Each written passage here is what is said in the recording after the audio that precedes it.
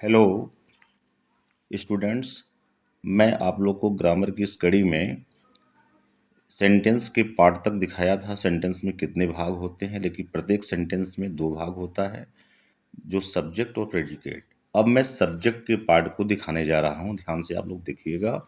यदि ये आपको वीडियो पसंद आएगी तो लाइक अवश्य कीजिएगा। देखिए, पार्ट ऑफ सब्जेक्ट यानी कर्ता के भाग। पाठक सर, यानी कर्ता के मुख्य दो भाग होते हैं। There are main two parts of subject. पहला होता है क्वालिफायर, दूसरा होता है हेड वर्ड। माने प्रत्येक सब्जेक्ट में मेन दो ही भाग होते हैं, पहला क्वालिफायर, दूसरा हेड वर्ड। लेकिन आगे चल कर के ये क्वालिफायर तीन भागों में बढ़ जाता है। तो आप स्ट्रक्चर देख सकते हैं, जैसे स्ट्रक्चर ऑफ सब्जेक्ट। सब्जेक्ट को मेन दो भागों में बांटा गया, पहला क्वालिफायर, दूसरा हेड वर्ड, या इसको मेन वर्ड भी कह सकते हैं। लेकिन क्वालिफायर आगे चल कर के तीन भाग में बढ़ जाता है, जैसे डिटर्मिनर, एडजेक्टिव और एडजेक्टिवल फ्रेज में। इस प्रकार वाक्य में एक से अधिक सब्जेक्ट दिखाई पड़ता है। इसमें कन्फ्यूज होने की आवश्यकता नहीं है। देखिए रूल नंबर फर्स्ट, जब वाक्य में सब्जेक्ट एक हो तो वह नाउन, प्रोनाउन, इन्फिनेटिव या जिरंड में से कोई एक हो सकता है, जिसे हम हेड वर्ड कहते हैं। यानी जब भी किसी वाक्य में सब्जेक्ट एक होता है तो या तो नाउन रहेगा, या प्रोनाउन रहेगा, या इन्फिनेटिव रहेगा, या जिरंड रहेगा, लेकिन उसको हेड वर्ड ही कहा जा सकता है। इसको हम टेबल से दिखा सकते हैं। आप इसको देख सकते हैं टेबल के माध्यम से। जैसे टेबल 1, अब यहाँ देख रहे हैं कि सब्जेक्ट और प्रेडिकेट है।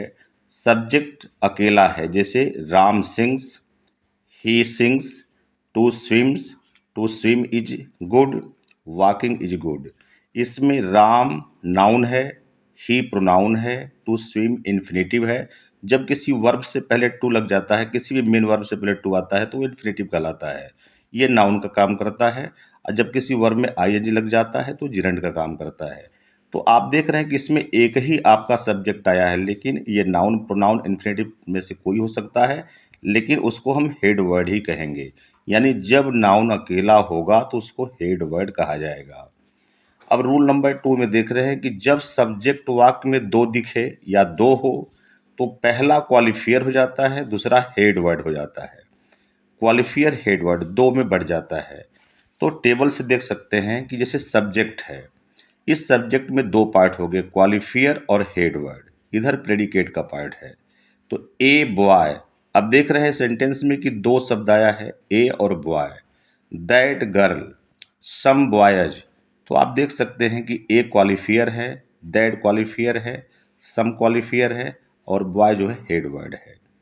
इसी प्रकार से आप देख सकते हैं कि जब वाक्य में सब्जेक्ट तीन हो तो पहला डिटर्मिनर, दूसरा एडजेक्टिव और तीसरा हेड वर्ड हो जाता है। जैसे टेबल के माध्यम से, माने वाक्य में जब सब्जेक्ट तीन दिखाई दे तो पहला डिटर्मिनर, अर्थात वही जो क्वालिफायर है वह डिटर्मिनर और एडजेक्टिव में चेंज हो रहा है। तो उस तो अगर जब वाक्य में सब्जेक्ट तीन हो तो पहला डिटर्मिनर, दूसरा एडजेक्टिव, तीसरा हेड वर्ड कहलाता है। टेबल से देख सकते हैं, जैसे सब्जेक्ट है, इसमें क्वालिफायर है और हेड वर्ड है। अब क्वालिफायर दो भागों में बट रहा है, डिटर्मिनर और एडजेक्टिव में। जैसे ए यंग बॉय, अब इसमें तीन सब्जेक्ट दिख रहा है। ए यंग बॉय, तो ए क्या हो गया, डिटर्मिनर हो गया, यंग क्या हो गया, एडजेक्टिव हो गया, बॉय क्या होगा, ये हेड वर्ड हो गया। इसी तरह से दैट ब्लैक डॉग, तो दैट ब्लैक डॉग, दैट जो है आपका डिटर्मिनर है, ब्लैक एडजेक्टिव है, डॉग जो है हेड वर्ड है।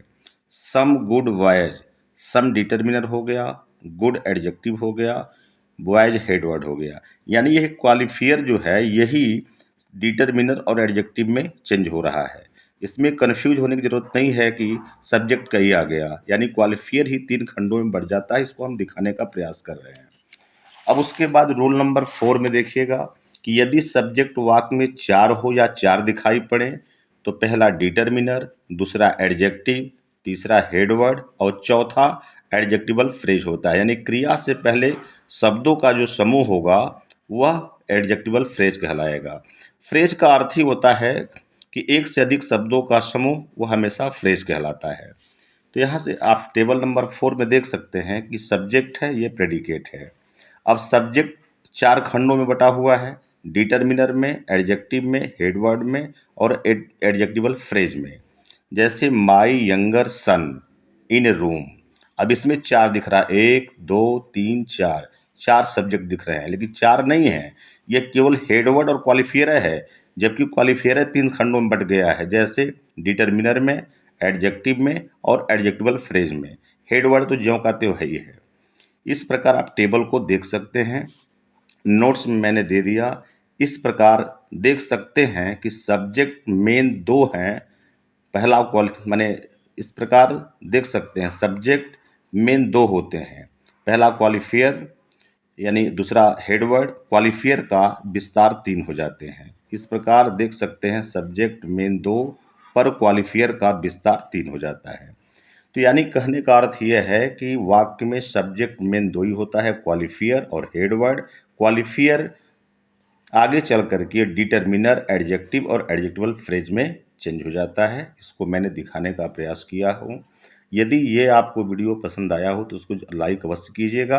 वैसे डिटर्मिनर का अर्थ ये है कि जैसे आर्टिकल होता है ए एन दी, उसके बाद इंडिफिनिट प्रोनाउन है, सम हुआ, एनी हुआ, मेनी हुआ, दिस दैट है इत्यादि, ये सब जो है आपके डिटर्मिनर कहलाते हैं। डिटर्मिनर का मतलब होता है एक निश्चित शब्द जो नाउन से पहले लगता है, तो ऐसे को हम लोग जो है डिटर्मिनर कहते हैं।